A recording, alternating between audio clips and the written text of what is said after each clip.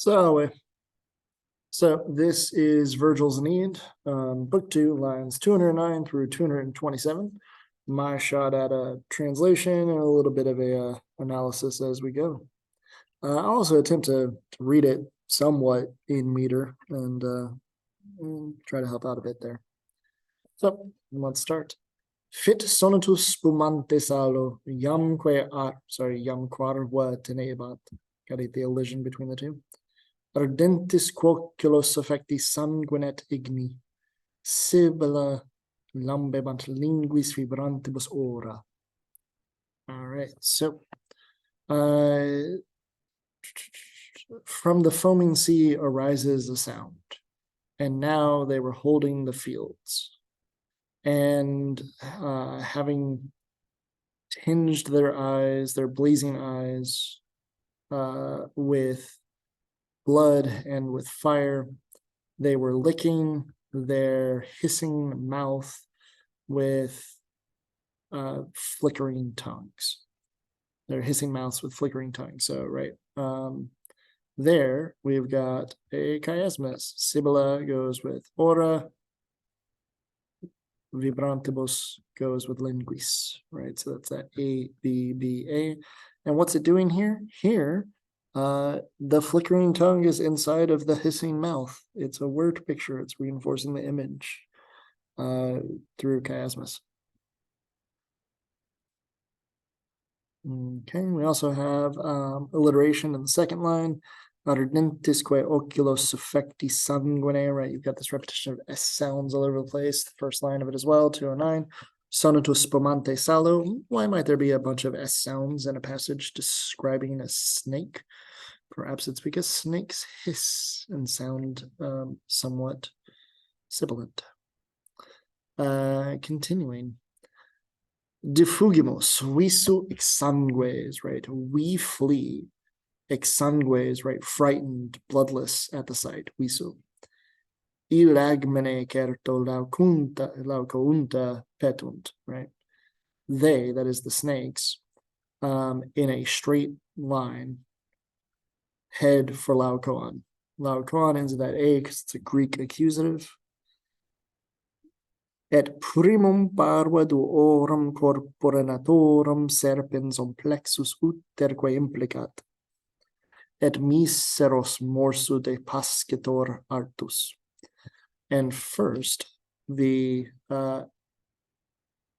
each snake, serpens uterque, having wrapped implicat, right?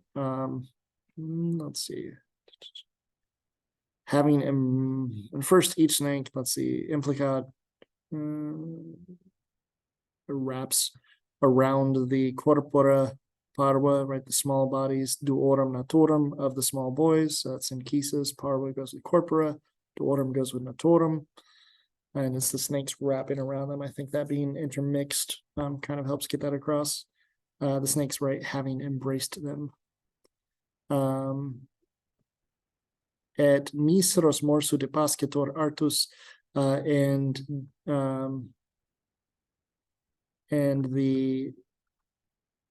swallows, sorry, each snake swallows the poor limbs morsu in a bite. Here that implexus with implicat, that feels like pleonasm to me. Having wrapped around, they wrap around. Essentially, they lay on them. All right. Post ipsum, or post ips auxilio subientac tella ferentem corripiunt spirisque ligant in gentibus. All right, so there's that enjambment between ferentum and corripiunt. We also had an enjambment up here with uterque and implicat. Post afterwards, they corripiunt, they seize, they grasp, they wrap around, they seize hold of. Ipsum, him, that is Laocoon. Subientum, coming up, auxilio as a help, and teleferentum, and bearing weapons.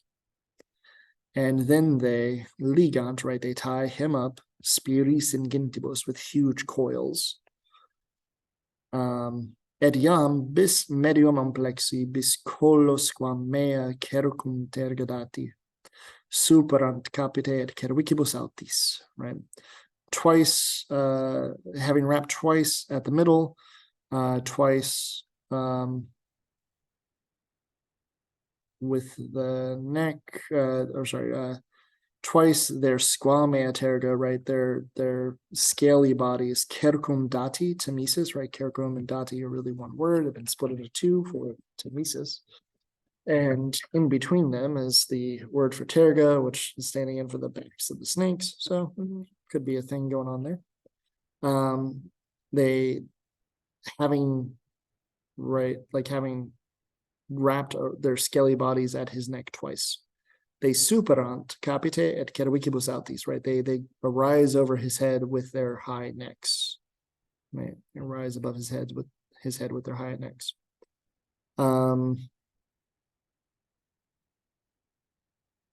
Yes, I think that's what I remember. Actually, I think it's got to be with their head, right? They rise with their head and with their high necks. Capite is probably singular because poetry meter, doing it in plural probably wouldn't work. Continuing, ille simo manibus tendit di vellere nodos, perfusus sanie vitas atroque venino, clamore simo horrendos ad sidere tolit. He at the same time stretches to rip apart the knots with his hand, that is the snakes as they're going around him, having been covered perfusus, having been drenched with black atroquesania. No, black is going with venom. Having been drenched with gore and with black venom, Vitas at his headbands, that is the things he's wearing on his head. Accusative of respect. Clamore simo horrendos et sedere tolit, right? And at the same time, he lifts horrible shouts to the skies, to the stars, right? To the heavens. Stars for sedere. Quales mugitus fugit cum. My apologies. 1 second. My apologies. I believe I was at Taurus et Incertam, which is line 224. Yeah. So quales, line 223, quales mugitus fugit cum salcius aram Taurus et incert excusit cervice securum. The sort of, so this is talking about the shouts, right? Clamore is the sort of bellowing when a bull wounded flees the altar, when a wounded bull flees from the altar, and has shaken off, excusit, the securum incertum, the unsure axe, cervice, from its neck. So in other words, this bull they've attempted to slaughter the bull at the altar as a part of a sacrifice. The axe has gone in, but it didn't kill him and didn't go far enough. And so the bull is able to shake it off as they flee while wounded. That is the kind of howling or mooing for that mugitus that Laocoon is raising to the stars. Just to point out that is a simile. It's one of those epic similes because it's a little bit longer. Introduced, starting with the word quales, going through securum.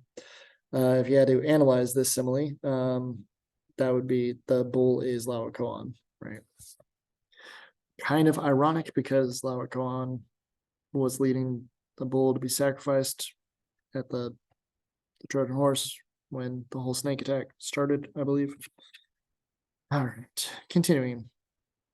Ad gimini lapsu de lubra ad summa tercone se fugiunt, saevaeque petunt tritanidis arcem, sub pedibusque deae clipeique sub orbe tucuntur. But the twin snakes with a slithering flee to the delubra summa, to the highest temples, summa delubra, highest temple, Saewaike petunt Tridonidus arcem, and they head for the citadel of fierce Tritonidas. Tridonidus is a way of referring to Minerva. There's a lake in Africa where there's an Egyptian Greco myth that Athena was born. And so referring to her as Tridonidus is a way of showing how erudite he is, but also just referring to Athena from that area. Okay. Sub pedibusque dei crepeique sub orbe teguntur, and they are hidden, right? Teguntur, they're covered, they're hidden under the pedibus, the feet, and the orbe crepei, the round of the shield of the dei, of the goddess. That's where the snake side. That gets us through the translation, did a little bit of the rhetorical technique analysis throughout. Let's look back over it to make sure there's nothing I want to particularly touch on real quick. Oh yeah, the word salo meaning salt, by metonymy referring to the sea from the foaming sea. You've got an elision there. You've got an elision here. An elision here. Hopefully you can find the others.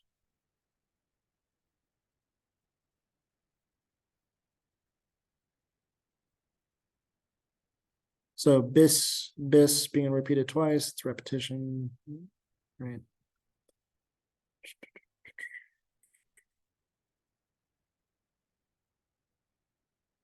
Yeah. I think that is where oh yeah, I didn't talk about the alliteration much throughout here other than the Sibylla part. There's a little bit more alliteration I'd look for. All right, I think that's where I'm going to end this video, and hope that was helpful. Wale.